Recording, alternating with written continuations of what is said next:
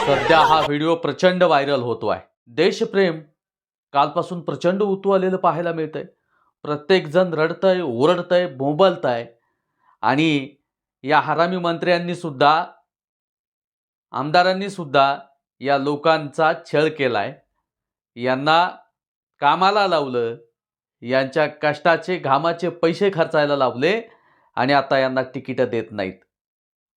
Ticket न दिल्यामुळे एवढा आटापिटा होतोय. पण जी लोक सतरंजा उचलतात आयुष्यभर त्या पक्षाच्या तत्वासाठी, तो पक्ष एक तत्वाने चालतो आहे म्हणून, पण हेच हरामी ज्यावेळेस 5 पक्षाचा एक पक्ष करतात, त्यावेळेस लोकांचं मत कुठं घेतलं जातंय का? अंधभक्त बोंबा मारतात. अंधभक्त आमचा नेता असा तसा तसा म्हणून उड्या मारत होते आणि आता तुमच्यावरती वेळ आल्यावरती त्याच नेत्याला शिव्या द्यायला तुम्ही येताय. वा रे! जेव्हा स्वतःवर येतं त्यावेळेसच कळतं लोकांच्या भावना काय असतात. आणि नक्कीच हा व्हिडिओ प्रत्येक त्या व्यक्तीपर्यंत जाऊ द्या. पक्षाची तत्वनिष्ठा राहिली नाही, कुठल्याच पक्षाची, एका नाही कुठल्याच.